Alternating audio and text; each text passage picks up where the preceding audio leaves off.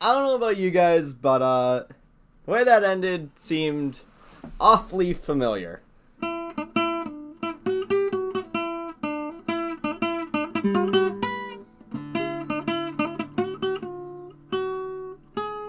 Fun.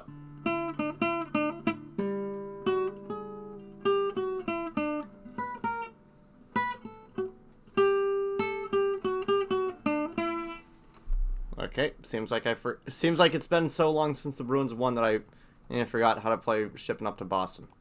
It's 1.5 billion degrees in my room, so I took off my sweatshirt. Bruins friends!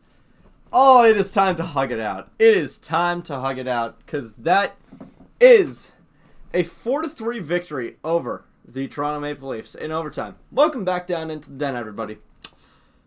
This game, they made this game so easy to talk about. They made this game so easy to talk about. The first, because this was just vintage. This was vintage Bruins Leafs. The first period started. The Bruins didn't. It's taking two really, really poor penalties, but we'll get into all the vintage shit later. For now, before we get into anything, like, comment, and subscribe. Nailed it. And please do comment. I want to hear your guys' thoughts because this is gonna talk about this is gonna include a discussion that I think that we need to have. Not necessarily one that we want to have, but one that we need to have. Marchand. I know.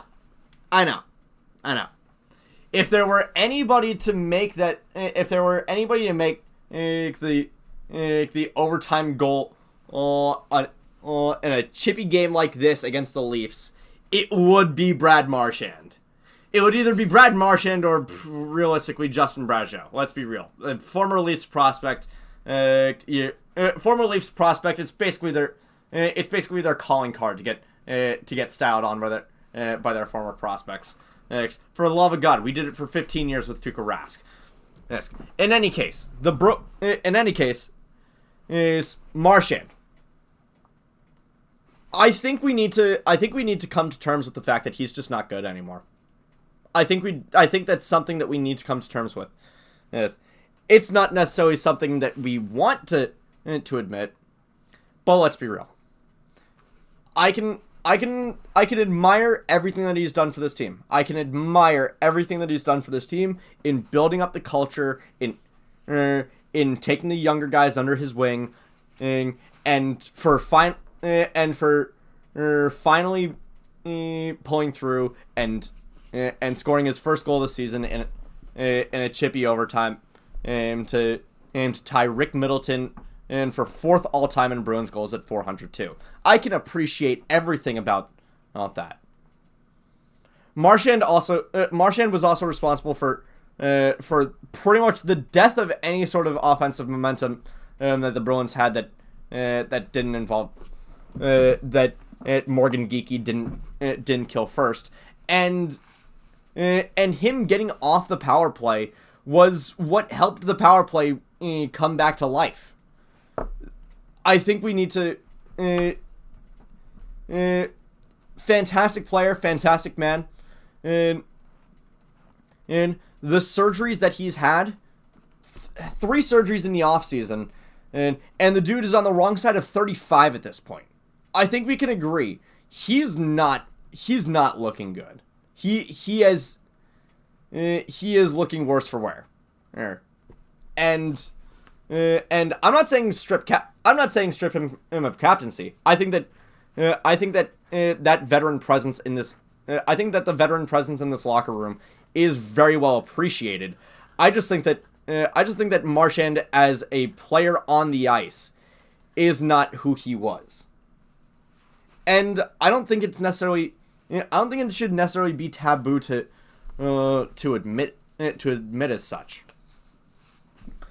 So let's go on with the actual. game. Like I said, the first period started. The Bruins didn't, and taking two penalties. taking 2 penalties, and two of them ended up coming pretty close.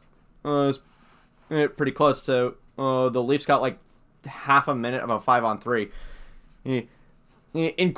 including one from Morgan Geekie. Morgan Geekie continues to befuddle me as to how he remains in the lineup, and Fabian Lysell and Georgi Merkulov haven't been called up. I think Merkulov.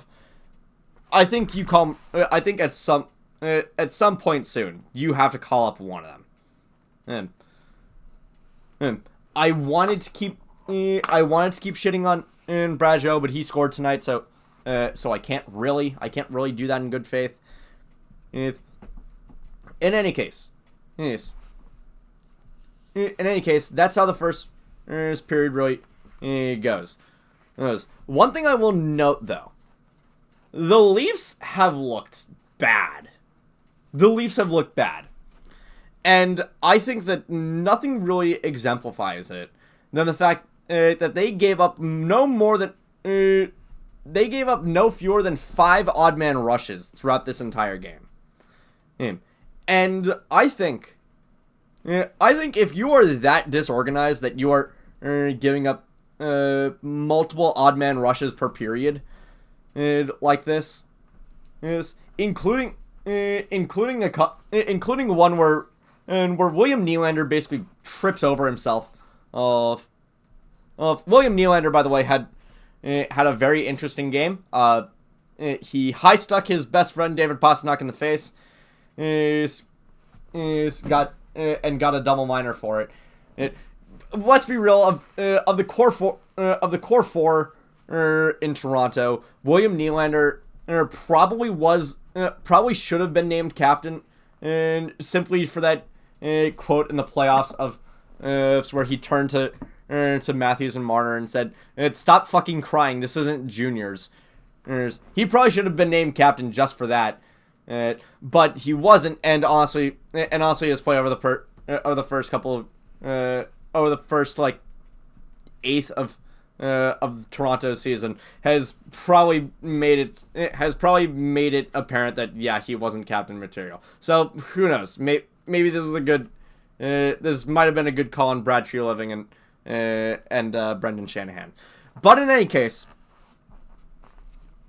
the Leafs had a very, very interesting game. Matthews and Marner were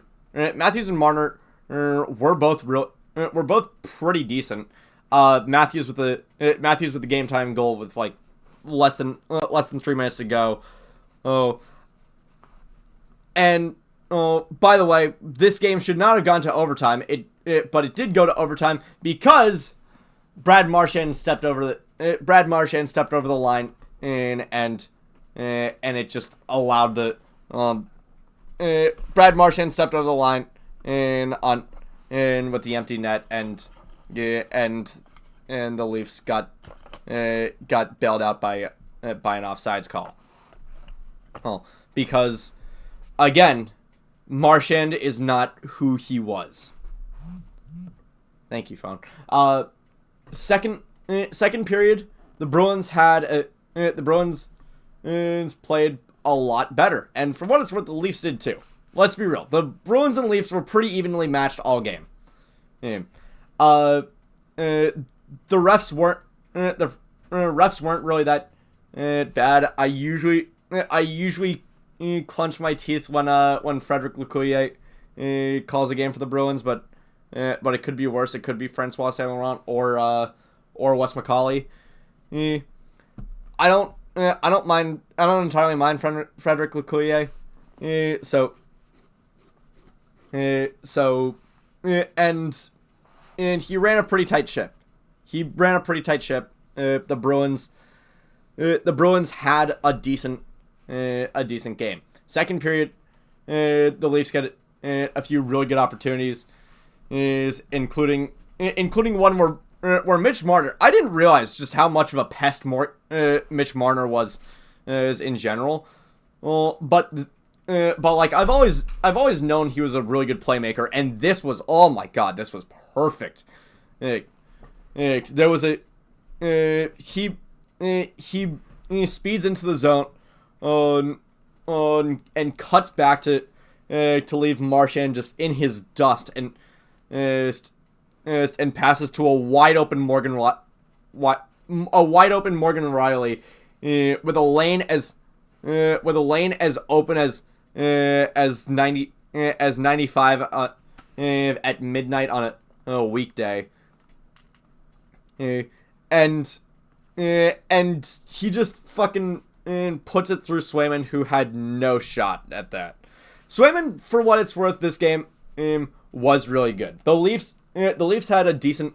The Leafs played decently, but also, but then in the third period they completely cratered. It is pretty much by a stroke of Marchand, what the hell are you doing, that the Leafs managed to force overtime, because through the first 15 minutes of the third period, the Leafs had like 1 or 2 shots on goal through that entire period. And then Craig Berube decides, you know what, we're gonna put out the top guys and only the top guys and no one else. And for what it's worth, it got them to overtime. And then he just kept trotting out, just kept trotting out Matthews and Marner. Oh, excuse my dad. He is sneezing up a lung. He just kept trotting out Matthews and Marner, and they were exhausted. Matthews makes a terrible pass after the Leafs spend like the first minute and a half of overtime being the sole possessors of the puck. And then they trip over themselves and give up the puck. For what it's worth, I don't entirely blame the Leafs players for this. I would say that this is Berube. This is Berube being stupid. But who cares? The Bruins benefit from it. Alex Stolarz and Anthony Stolarz is just on is face down on the ground, and the puck ends up on the back of his pads, and Marchand backhands it in. Fantastic. Great job from Marchand. I think everything I said still stands. I think that Marchand is becoming a problem. Marchand is becoming absolutely a problem for the Bruins. But hey, we won. Now, looking forward, Bruins have another couple days off, and then they play against the Flyers on Tuesday. Now, the Flyers just scored put up 7 on the Wild, and I think it wasn't Cutter Gauthier, was it? I think it was Cutter Gauthier. Scored a hat trick for them. Sorry, it was Sean Couturier. Hey. So, yeah, I guess, maybe Torts is feeling a little bit more charitable to him than when he benched him for no reason in last year. So Bruins have that coming up. I think realistically the Bruins have a decent shot of beating any opponent. I don't want it. Almost any opponent. And I think that the Flyers might be. Flyers are a weird team. But but the Bruins, let's not act like they aren't either. Here. And I think honestly the impressive part of the impressive part of this game for the Bruins, the defense didn't really take that many penalties. You compare this game to previous games that the Bruins have had have had this season, and where Zadorov just cannot stay out of the penalty box, and McAvoy for some reason is taking dumb ones as well. Well, and this game it's Geeky, Frederick, Beecher, and I think Coyle ends up in the box. Yeah, but it's offsetting penalties is with Oliver Ekman-Larsson. This team just has a problem with Oliver Ekman-Larsson, man. I remember last year McAvoy getting suspended 4 games for that shoulder check on him, which I still say was a good good suspension. I think that McAvoy was out of line for that. In any case, I think that's going to do it for tonight. Thank you all so much for watching. I'll see you guys on Tuesday, hopefully when I am less exhausted. Take care, everybody.